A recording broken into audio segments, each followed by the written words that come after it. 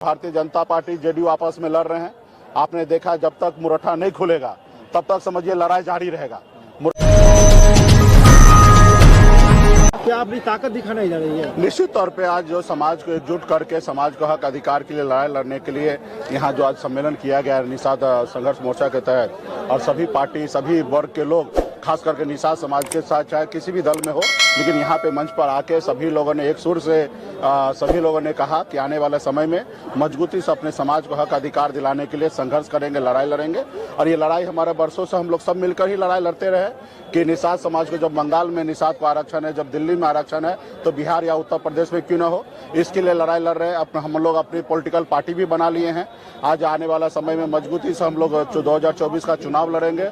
आज समाज निषाद समाज का हर एक निषाद का बेटा वो मानने लगा है कि आने वाला समय में निषाद का अगर कल्याण होगा तो वीआईपी पार्टी के द्वारा होगा। वीआईपी पार्टी कल तक निषाद का बेटा एक टिकट मांगने के लिए बवाते रहता था, पूरी जिंदगी बिता देता था, एक टिकट नसीब नहीं होता था। आज निषाद का बेटा टिकट मांगता नहीं, टिकट बांटता है, हर जाति धर्म को लोगों को टिकट बांटते हैं। तो ये पहचान हम लोगों ने सभी लोगों ने मिलकर, आज वीरेंद्र जी है, रंजीत जी है, सभी लोगों ने हम लोग मिलकर पिछले 6-7 सालों से लगातार संघर्ष करके इस मुकाम तक बनाए, पार्टी बनाए, और आने वाले समय में लड़ाई लड़ा जा रहा है। और निश्चित तौर पे 2024 का जो चुनाव होगा उसमें निर्णायक भूमिका में निषाद समाज पूरे बिहार में, यूपी में, झारखंड में होगा।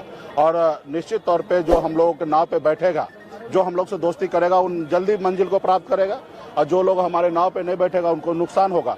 आज समाज एक साथ हो चुका है, निषाद के 22 कुरी एक हुआ है, 10.5% संख्या हमारे पास बिहार में है। हम चुनाव अकेले नहीं जीत सकते लेकिन दूसरे को हरा सकते हैं, ये हमारे पास ताकत है। आपने देखा 2022 में बोछा में जो चुनाव हुआ था, आपने देखा जबरदस्ती वहां पे भाजपा ने अपने कैंडिडेट दे दिया और हमने भी अपनी कैंडिडेट दिया। हमने 30,000 वोट अकेले अपने दम पर 15% वोट हमने लाया। उसी जगह भाजपा वहां 37,000 वोट से हारा, और वहीं पे महागठबंधन 37,000 वोट से वहां चुनाव जीता।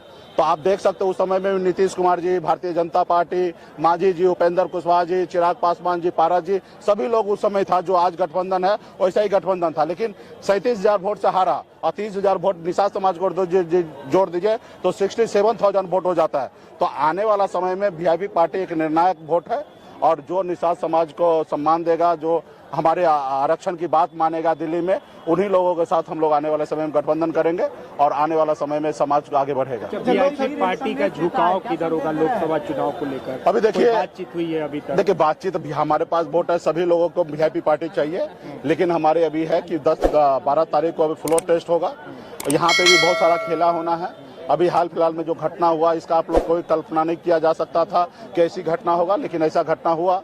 आने वाला समय में 12 तारीख को भी सरकार को बहुमत साबित करना और बहुत कठिन है, क्योंकि आपस में भारतीय जनता पार्टी जेडीयू आपस में लड़ रहे हैं। आपने देखा जब तक मुरठा नहीं खुलेगा तब तक समझिए लड़ाई जारी रहेगा।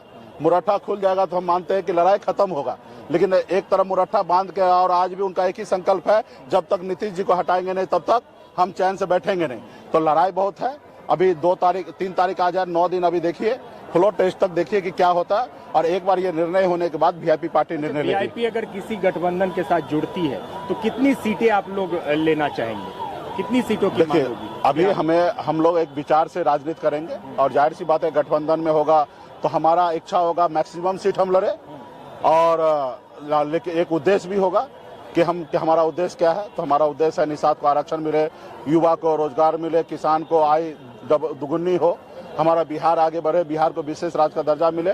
तो बहुत सारे चीज को पहलू को सोचते हुए हम लोग डिसीजन लेंगे। मैक्सिमम सीट पर लड़ने का कोशिश करेंगे। वो गठबंधन पे प्लेटफॉर्म पे ये सारे चीज तय होता है, लेकिन आने वाला समय में निषाद समाज जो है निर्णायक होगा। अच्छा, ये बताइए कि प्रत्याशी जो है वो स्थानीय मुद्दा रहेगा लोकसभा चुनाव में? देखिए प्रत्याशी कोई भी हर पार्टी के लिए एक चुनौती होता है, और स्थानीय प्रत्याशी जो होता है वो बहुत मजबूत होता है और ज्यादा काम का होता है, क्योंकि उनको पता होता है कि अगल बगल के क्षेत्र कौन है, कौन बूथ किधर है, कौन पंचायत किधर है। तो स्थानीय कैंडिडेट हर पार्टी के लिए अच्छा होता है, लेकिन कभी कभी ऐसा समीकरण नहीं होता, आपके पास अच्छे कैंडिडेट नहीं है तो आप बाहर से ले आइए।